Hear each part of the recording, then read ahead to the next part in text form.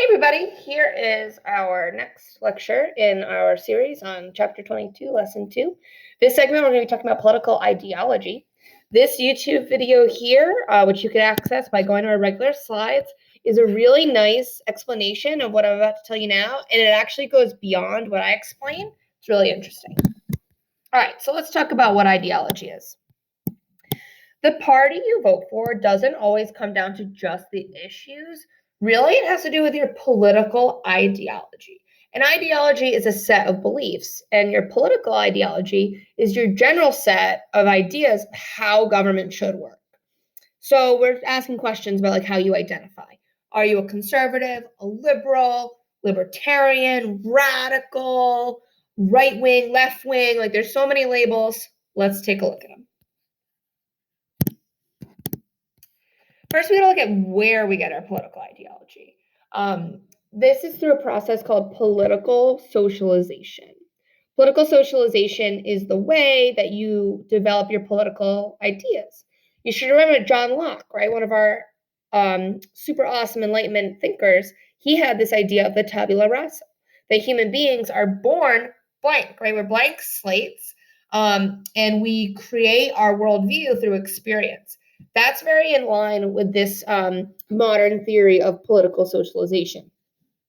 You generate your political beliefs through 4 different ways. The first and probably most influential is your family. So, do you emulate your family's beliefs or do you reject them? Typically, people mirror the political beliefs of their parents, especially if you grew up really respecting your family. You know, if your family is really well to do, has it together, you have good relationships, chances are you're going to have similar political views. Or maybe you butt heads with your parents all the time. You see things really differently. That may actually encourage you to reject their beliefs and instead embrace opposite ones, especially if your family is like on the Hot Mess Express, right? You might be like, I don't, if this is what you believe and this is how you got to where you are now, like I'm taking a different approach. Family is probably the most important because you're with your family from the very beginning. And what we learn from our family is probably some of the most permanent aspects of our personalities and beliefs.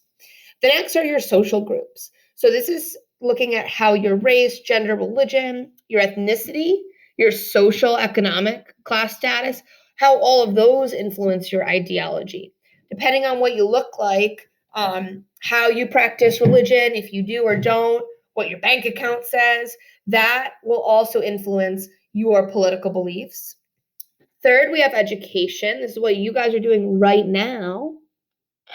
This is the most formal, like the most direct way that our political views are shaped. But, what did you learn in American history class? What did you learn in civics? But also, what did you think about it, right? How did that impact what you think should happen politically? And then lastly, the context.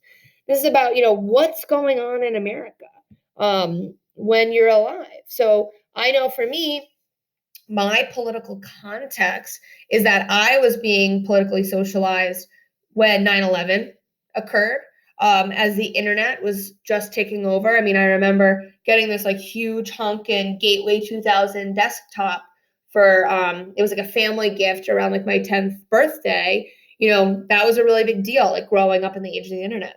Your generation is faced with a different context. You guys are post-recession, right after the economic recession.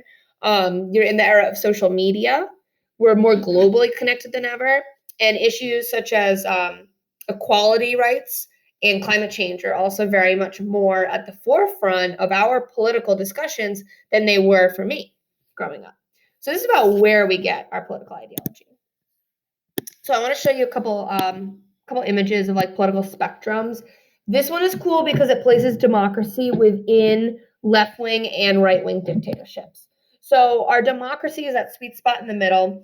And you'll notice that if you go too far right, you're going to be in that extreme right-wing dictatorship where things are like run as a fascist government, right? Not democratically.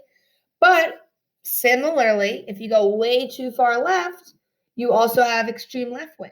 And this is that communist government where people also don't have a lot of freedom. Within democracy, we have our center, our Democrats and our Republicans. Democrats are considered on the left. Republicans are considered to be on the right. We'll be talking more about what these mean But in general, Democrats are more for social change, whereas Republicans, in the most basic sense, favor maintaining the status quo, favor keeping things the way that they are. So next graph. This is very similar as well.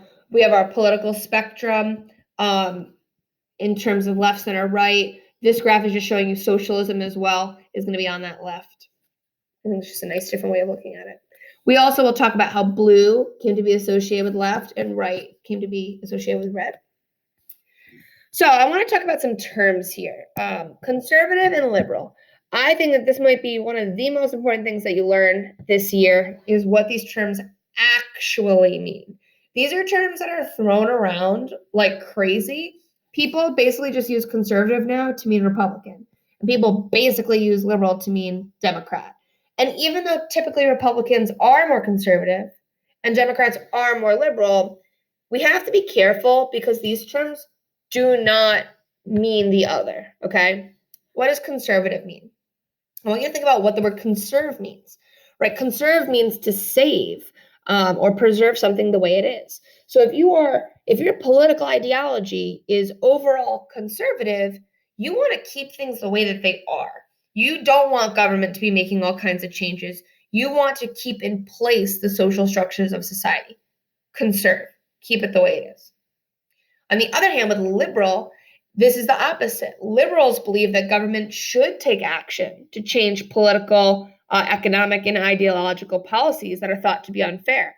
Just because it's the way it's always been doesn't mean that's a good thing, right? We should be using government to make a change. So conservative, keep things the way they are, status quo. Liberal is, I believe that government should be utilized as a tool to change society for the better. Then we have our moderates. Moderates are stuck in the middle. Lots of people are moderates. Moderates hold beliefs that fall between the liberal and conservative views and usually include both. So you might be, when it comes to all the different issues, think about immigration, the economy, healthcare, education, reproductive health for women. You may have more a conservative view or a liberal view based on the issue. So you may be more of a moderate if you're conservative on some issues and liberal on others. So moderates, that's the term for being in the middle. Okay, so that's the end of this short series. You guys are now going to watch characteristics of today's parties. If I can end the video without messing it up, here we go. And scene.